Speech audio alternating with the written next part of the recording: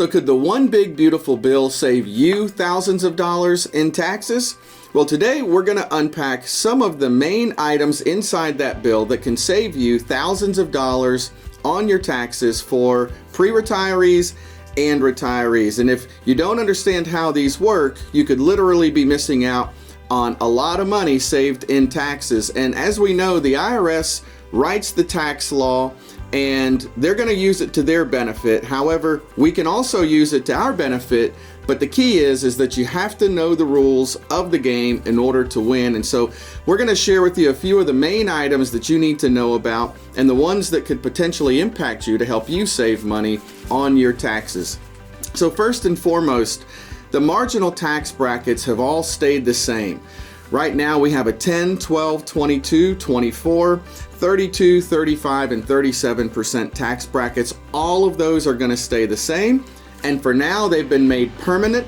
However, like all things through Congress, this is written in pencil, meaning that any new politician can come in and change this, increase the tax rates and the different brackets. So right now, at least we feel pretty good. We got 3 to 4 years of time to be able to take advantage of the tax brackets where they are today.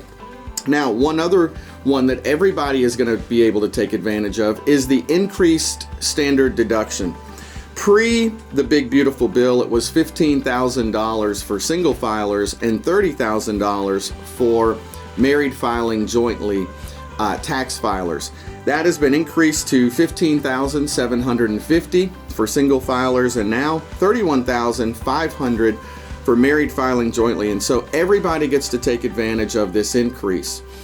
It's important to note that this is the standard deduction. So if you're able to itemize, you'll still take the itemized number, which would be higher than the $31,500. If you can't itemize, like millions of Americans with this new increased standard deduction a few years ago, you'll get the $31,500. So that's great news for everyone. Now, the big one that's getting a lot of confusion is the enhanced senior standard deduction.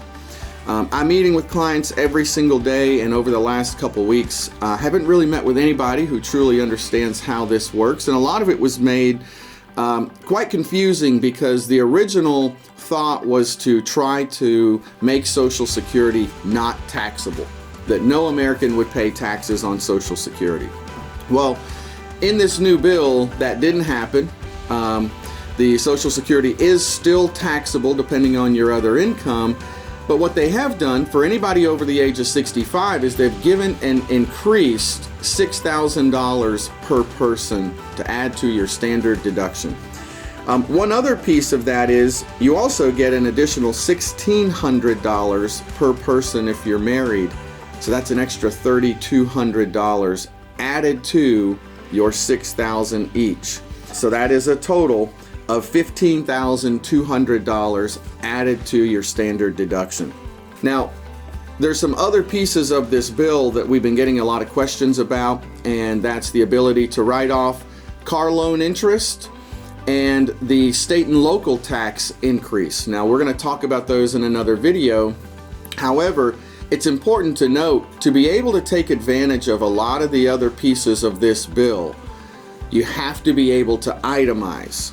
Okay, if you're not itemizing, you'll get the standard deduction, whatever that is for you, if you're under 65 or over 65. And if you think about it, if you're watching this and over the age of 65, your new standard deduction limit has gone up to $46,700, I believe it is. So you have to be able to itemize over $46,700 to take advantage of that, which not many people are going to be able to do. However, it is to your benefit to take the higher number. And so if you only itemize $30,000 and they're giving you $46,700, then that's what you want to take on the tax return to get the biggest benefit for that. So the big thing with a lot of these pieces is that there's phase outs where not everyone is actually going to be able to take advantage of this. So if you're single, the phase out begins at $75,000 for the enhanced senior deduction. and it's $150,000 for married filing jointly. It completely phases out over $250,000 for married filing jointly. So if you are a high income earner, it's very likely that you're not going to be able to take advantage of this new increased deduction, or maybe only a portion of the increased deduction. But the most important piece, in our opinion, is that those marginal brackets stayed the same, which is still allowing us the opportunity to do significant tax planning now before people get to required minimum distribution and some of these other phases of life. Still able to do some Roth conversions and maybe pay less taxes on those to be able to get money out of the pre-tax accounts and into those tax-free accounts if that's something that applies to you. Moral of the story here is there are a lot of new pieces, but there's a lot of phase outs and very specific particulars with every single one of the pieces of the bill. And so it's important that you really take the time to understand that. That's why we've summarized these in a very easy to read and understand article. And you can get a detailed summary if you click the link below, or feel free to just give us a call, 615-488-3039.